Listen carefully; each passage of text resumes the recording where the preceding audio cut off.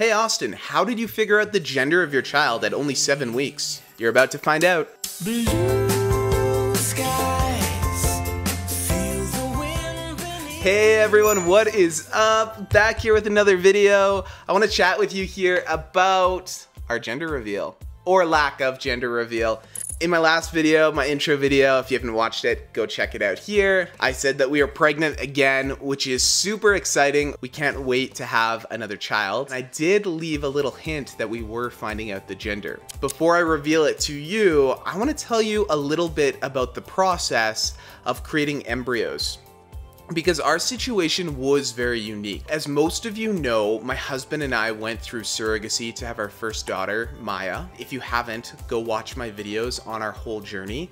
That was about 2 years ago. We are excited to go through that journey again, to have another child. And I'm trying so hard not to say if it's a girl or a boy. When we went to make our embryos, of course, this had to be done in a lab. We found an amazing egg donor. We harvested, I hate that word, harvested eggs from her. We used those eggs to create our embryos. Now, the term embryo is when the egg and the sperm come together and they create what we call the embryo. It's what's implanted into your surrogate and grows into your potential child. Because these are made in a lab, they have to do testing on them to make sure that the embryos are viable. So there are 3 types of embryos that can be created. They're all created the same way, but these terms really speak towards their quality. You have the embryos that are not viable. Something just went wrong. It just wasn't a good match, which can happen. Then you have the mosaic embryos, which are the ones that are good. They seem fine, but they don't have all of the markers the people at the lab are looking for, so they're kind of your secondary choice. Then you have the perfect embryos, the ones that have split at the proper amounts.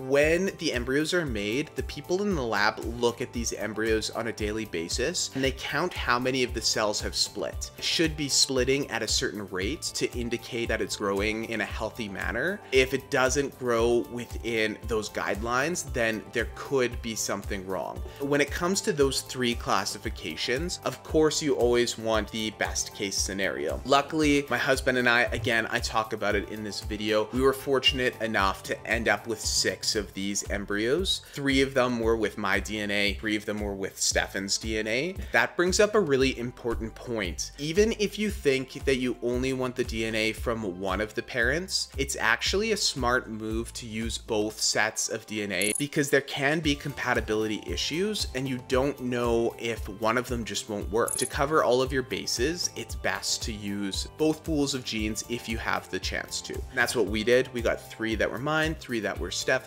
That all worked out well. Getting back to the lab portion of it, because they do this testing that I talked about, the lab actually already knows the biological gender of the child. We were given the option to ship the embryos to the United States, which just has different laws around embryos, around genetic testing. Then we could have paid extra to find out the gender of each embryo, could have selected which embryos we wanted to implant into our surrogate. We opted out of that. If you know me, you know gender doesn't matter. All we want is a healthy kid. That did not matter to us at all. The labs in Canada where we are still knew the gender. They just couldn't disclose it to us. In my last video, when I talked about us finding out the gender, that was at the 7-week mark when our surrogate went in for her first ultrasound. If some people wanted a specific gender because of culture or because of heritage, whatever that may be, they may terminate early if it wasn't the gender that they wanted. In Canada, you can't disclose the gender to the intended parents until they've detected that heartbeat. Again, I don't know all of the reasons behind that law, but that's just how it works here. This is a really cool part of our new journey. Our surrogate lives only 3 hours away from us, which is very different than our last surrogate who lived across the country and was a plane ride away. She drove to our city to tell us the good news of the positive ultrasound. We went to a Starbucks, but it was so busy. We ended up moving over to a Booster Juice. Blenders in the background were maybe a little annoying. Honestly, it was so nice. She told us that,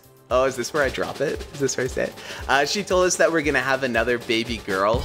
and we are so excited about that. Maya is very excited to be a big sister, and we just can't wait to grow our family. I'm gonna keep updating everyone here with our journey, kind of talk about the technicalities. I know there were some questions about how much does surrogacy cost? How did you find your egg donor? How did you find your surrogate? And those are things that I want to make videos on because I don't feel like this topic is talked about enough. Of course, there are queer parents who need this service. Lots of times there are also a lot of straight couples who are having issues with infertility. Maybe they went through cancer or a round of chemo and they can't have children of their own. This is just great information to share. That's why I'm here. That's what I plan on doing. Not to detract from this video. I can't wait to get into all of the details. And again, yeah, we're having a girl.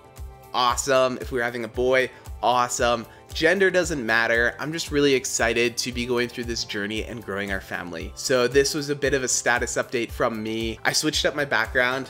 Tell me if you like it more. You can see more of my house now. I feel like you've been invited into my home, and I hope you're enjoying this video. If you like the background, if you like me, if you like my necklace, if you like my shirt, if you like anything, please like this video, subscribe. I'm gonna keep you up to date with our surrogacy journey. That's about it for this video. All right, peace out everyone. Austin, please. So we found out the gender of our child, but